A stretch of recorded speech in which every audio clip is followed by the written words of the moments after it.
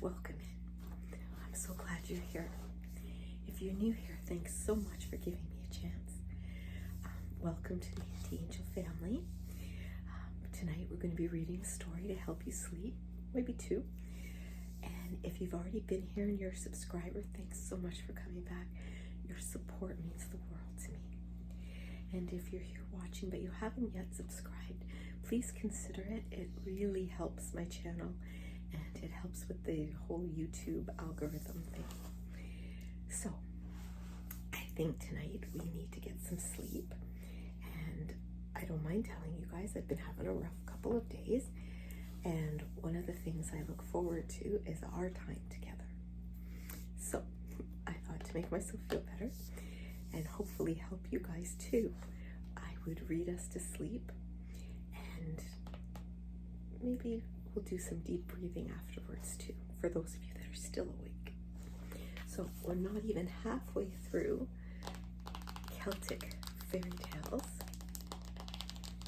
I'm quite liking this book, and I've heard a few of you say you are as well. So we're going to continue with it. So now I'm reading these for the first time as well. So I'm learning about them as you guys are too. So shall we get started? Okay. Let's get your lighting the way you like it. Whether you like it light or dark, whichever you want. Okay. But my only rule, no lit candles. Not when you're trying to sleep. That can be dangerous. I love my electric ones. Today I have to have the lamp on because my eyes are giving me trouble. So in order to read, I need it. Now, get yourself comfy on whatever you're on, your bed, your couch, a chair, big cushions on the floor, whatever makes you feel good. Okay, this is for you. Okay, and if you need a blanket to cover up with, do that. Do whatever makes you comfortable. Okay.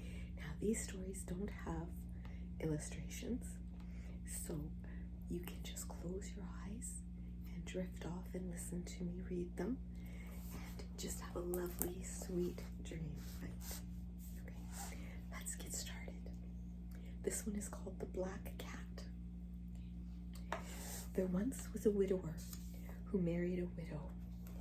They each had a child from their previous marriage, two girls of roughly the same age.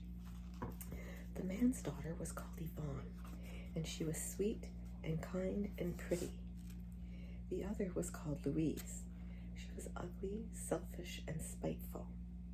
And the woman did not like Yvonne and always took the side of her own daughter. When the girls were 16 or 17, young men began to call on them. The mother always made sure that her own daughter Louise was looking her best in a new dress, while Yvonne was left in cast-off rags. But despite that, the young men only had eyes for Yvonne. Now, the mother understood that if Louise was to shine, Yvonne had to be gotten out of the way. So she sent her off to the wide moor each day to look after a little black cow, with orders not to return until after sunset. All she had to eat all day was a hunk of black bread and a dry biscuit. Because she was all alone all day, with only the black cow and her little dog Faithful, Yvonne became very fond of the cow and thought of it as her best friend. She told it all her secrets and called it Little Golden Heart. The cow, which had been born thin and puny, grew sleek and plump in Yvonne's care. When the mother noticed this, she saw how much Yvonne loved the cow, and she said to her, "The cow has fattened up very nicely. We should slaughter it and give a feast for my daughter Louise's birthday." So the cow was killed, and Yvonne suffered a great sadness. When the cow was cut open, they found a pair of little golden slippers next to the heart. The mother took them, saying, "Louise can wear these at her wedding." Some days later, a very rich prince who had heard tell of the beauty and the gentle nature of Yvonne came to see her. The scheming mother told Yvonne to put on Louise's fine clothes and jewels, and presented her to the prince. Yvonne charmed him, and he lost no time in asking her to marry him. Yvonne said yes, and the marriage day was set right then and there. Then the prince went back to his kingdom, promising to return for the wedding. But when the day arrived, the mother made sure that the bride was not Yvonne, but was her own daughter. It was Louise who was dressed in the bridal gown, with her face covered by a veil and the golden slippers upon her feet. The slippers were too small for her, but the mother had solved that by chopping off her heels and some of her toes to fit it. Wow! Meanwhile, poor Yvonne was locked up in a tower. The prince was so bedazzled by all her gold and diamonds that he didn't notice the deception, and he got in the gilded coach with his bride-to-be. Poor little Yvonne's dog, Faithful, ran after the coach, yapping, "Beware of the sullen, ugly nose, with clipped heels and shorn toes. Alas, alas, the pretty one is left locked up to weep and moan." But nobody heard or understood. When they got to the church door, the false bride tried to step down from the carriage, but she could scarcely walk in the golden slippers. As she stumbled along, she couldn't help groaning with pain. When the prince went to help her, it was then he saw that it was not the girl he'd fallen in love with. "I have been tricked," he said. "You are not the girl I met. Get out of my sight." The prince went back to his kingdom in a fury, and the mother and Louise set out for home. Both were weeping hot tears of anger and frustration. Louise had so nearly been married to a prince, and it was all Yvonne's fault, they told each other, and they swore a terrible revenge. On the way home, they called in at a cottage in a wood where an old witch had lived. The witch told them to go back to the house and to kill a black cat which lived there, cook it, and serve it to Yvonne as jugged hare. She will think it a special treat and will go to sleep happy, and she will never wake up again. In the morning, you will find her dead in her bed. So when they got back, the mother herself caught the cat, killed it, skinned it, prepared it as a jugged hare, and served it to Yvonne. Poor Yvonne, who never thought badly of anyone, truly believed that her stepmother was trying to make amends for locking her in the tower, and ate every scrap. After supper, the mother wished Yvonne good night. "Sleep well," she said. But soon after, Yvonne began to feel ill. She was terribly sick, and she threw up everything she'd eaten. It was that saved her. The next morning, when the mother looked in on Yvonne, she was astonished that she was still alive. "Did you have a good night?" she asked. "Oh, mother," said Yvonne, "I have been very ill. I nearly died in the night." "Nonsense," said the mother. "You just had a bilious attack. Let it teach you not to be so greedy." The mother went back to the witch and asked what to do. The witch said, "You must make life so miserable for Yvonne and her father that they have to leave you of their own accord." The mother followed the witch's advice. She nagged and criticized her husband until he thought he would go mad, and she ill-treated Yvonne until she wanted to die. So the father and the daughter made plans to leave. They got hold of a small boat, and one night in secret they went down to the shore to sail away. But the mother, who had been waiting and watching, ran after them and told her husband, "Stop, you fool! You can't leave without your red book. You know you would be lost without it." The poor man was so used to obeying him that he went back to the house to fetch his red book. No sooner was he out of sight than the old woman untied the boat. The brisk land breeze carried it far out to sea until no one could hear Yvonne's cries for help any longer. Now Yvonne was very frightened. All alone at the mercy of the tides and the winds, But as luck would have it, the boat came safely to shore at last on a small island.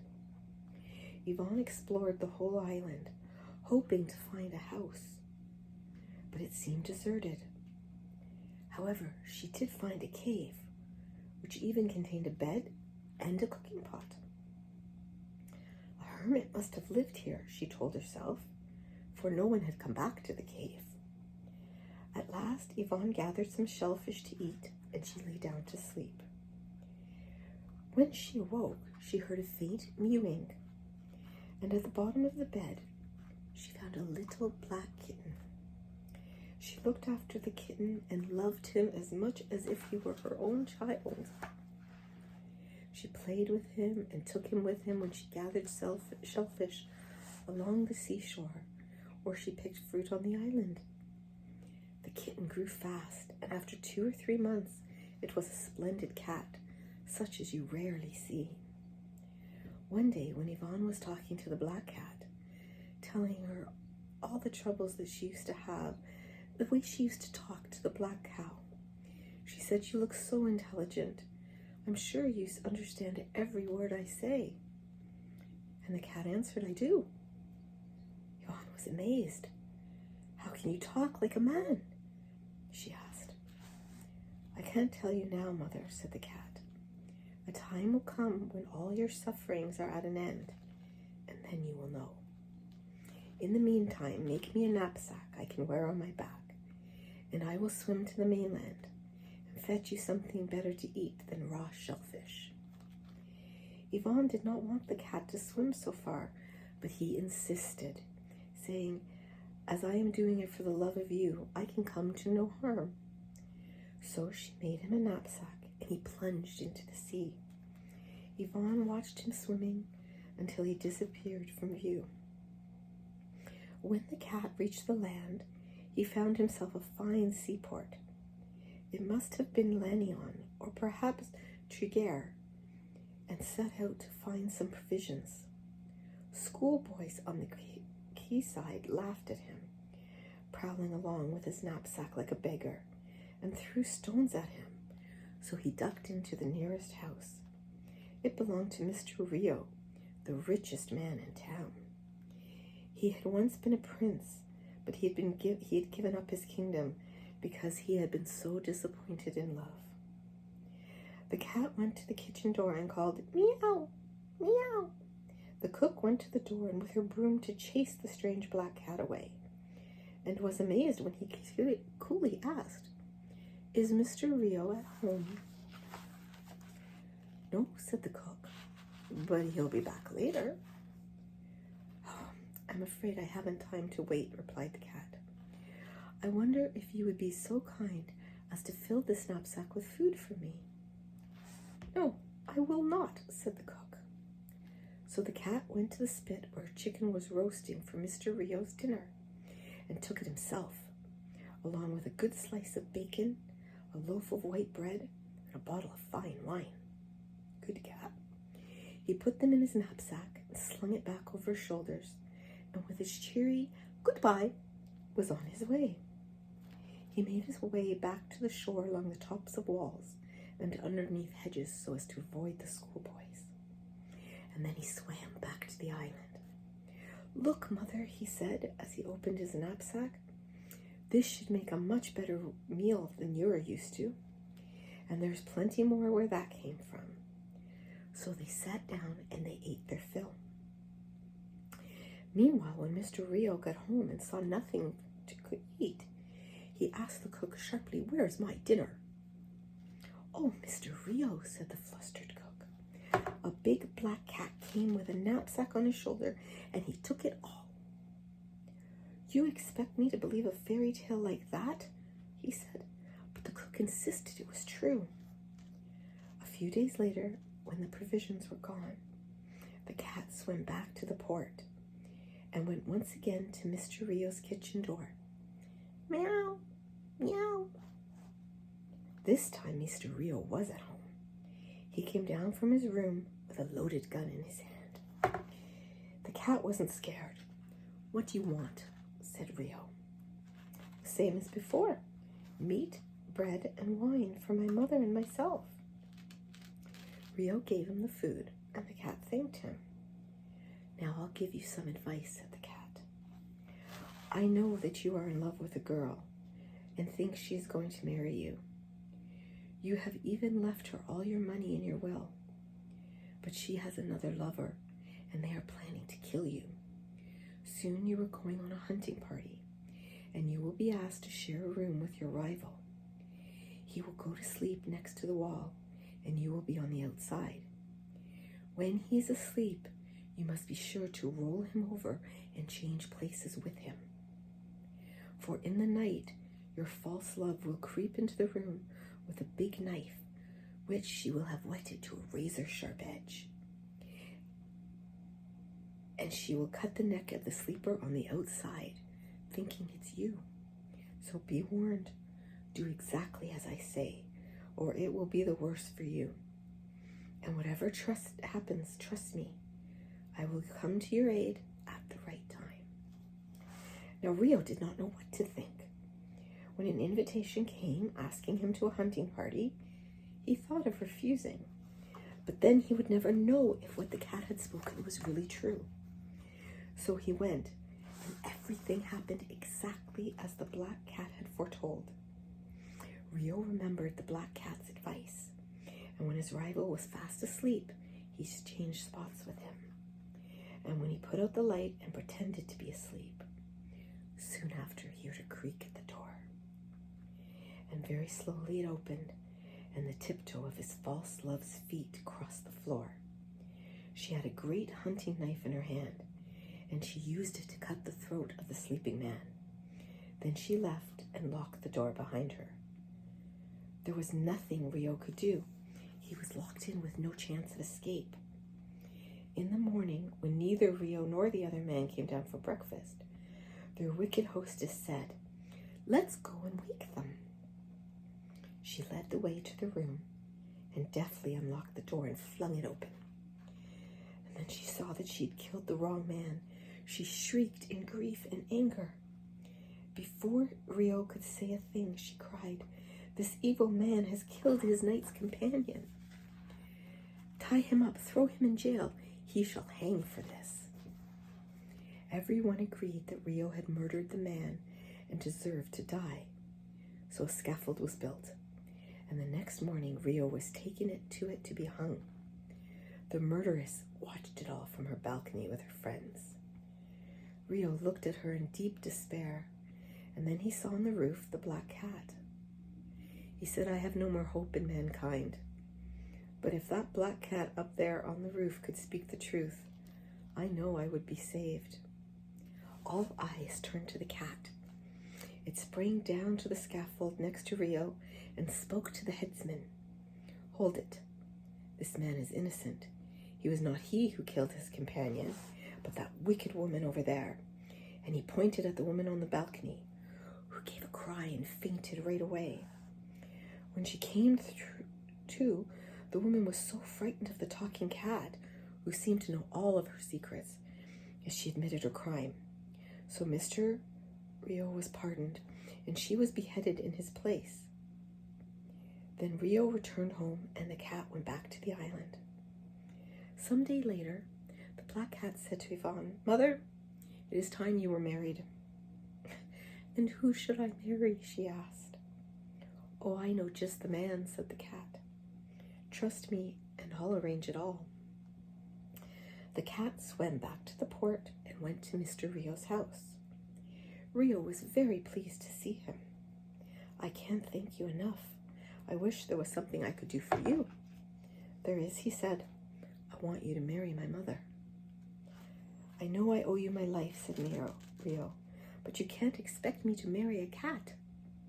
"Believe me, Mr. Rio, my mother is more than worthy of you. Marry her, you will not regret it." "Perhaps when I've seen her, we can see," said Mr. Rio. "I shall bring her tomorrow," said the cat. With that, the cat departed. Rio was in a terrible fix. He didn't want to upset the cat and seem ungrateful, but he didn't want to marry a cat either. After leaving Rio's house, the cat slipped into the window of a rich lady's house and filled his knapsack with silk and velvet dresses and fine jewels for Yvonne to wear. He used one of the diamonds to pay a ferryman to take him to the island to fetch her. Now, Yvonne was still as lovely as ever, and when she put on the fine clothes and the jewels, she was a dazzling beauty. Mr. Rio fell in love with her at first sight, for she was the very girl that he tried to marry when he was a prince. The black cat asked, "Now, Mr. Rio, would you like to marry my mother?" "With all my heart," he replied. They were married the next week with much celebration.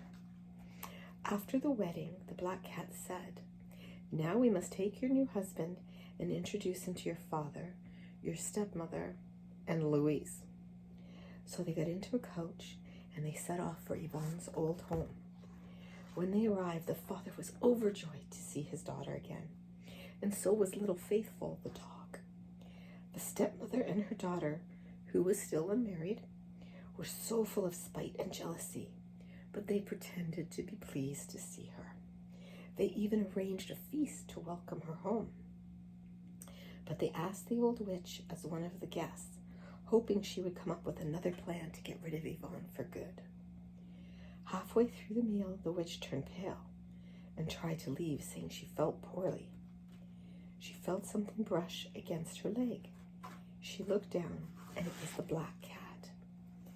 Then the black cat leaped up to the table, his back arched, his tail bushed out, and his eyes flaring. "Stop her!" he shouted. Everyone was frightened and astonished, except for Mr. Rio and Yvonne. The servants brought the old witch back to the table, struggling and protesting. "Silence, you old snake," said the cat. "Judgment Day has come for you. You must fight me by water, wind, or fire." The witch said, "I am not afraid of you by water, wind, or fire." "Then let us start with water," said the cat. They went into the courtyard and prepared to fight. Everyone was watching from the windows. First, the old witch began to spit water at the cat. The water came out of her mouth like a wave to drown him. But for every barrelful the witch spat out, the cat spat 3. And she was forced to beg for mercy. Then the old witch began to blow. A roaring wind came from her mouth to blow the black cat away. But he blew back, and his breath was so much stronger, it lifted her like a piece of straw and pinned her to the wall. Again, she begged for mercy. "Now it is the turn of the fire," said the cat. They began to spit fire at each other, like 2 angry dragons or 2 devils from hell. But the old witch's flame died out, and the cat overwhelmed her and burned her to ash. The cat went back to the dining hall. "One has paid the price," he said, "but there's still another." The stepmother was white and trembling. She felt her hour had come, and the cat looked at her and said, "Yes, madam, it's your turn now." "But what have I done to you?" said the old woman. "Remember the jugged hare?" said the cat. And then he spat fire again, and he burned her to a cinder. Then he turned to Louise, who was pale and glassy-eyed. "As for you, my girl, I won't do you any harm.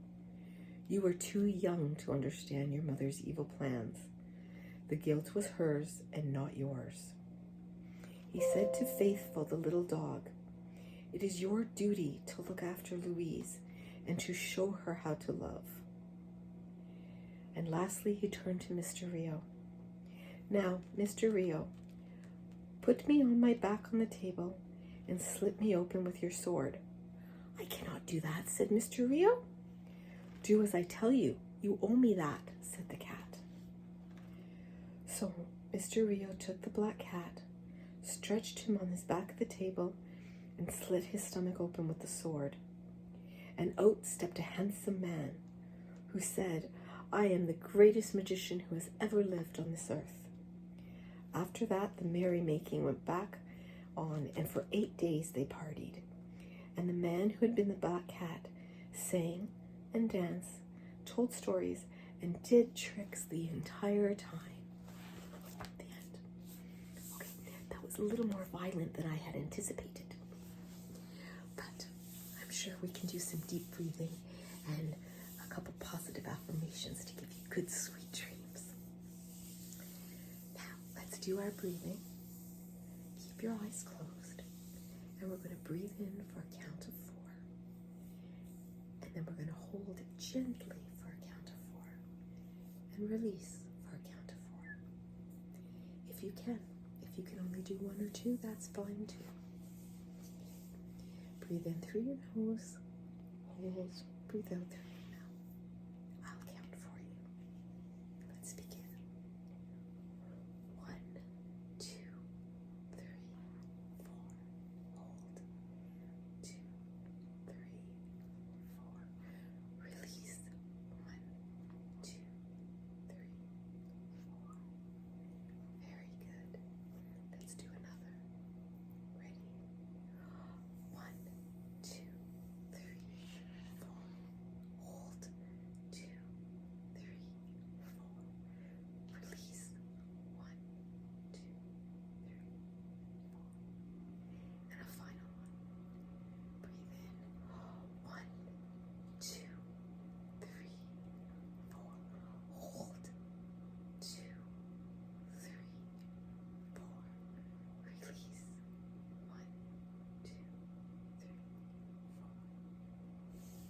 Now close your eyes and always know how wonderful you are, how worthy you are, how deserving you are. You deserve to have happiness. You deserve to be loved. You are needed in this world. You were put on this earth for many purposes. We didn't come from a cookie cutter factory. We were each chosen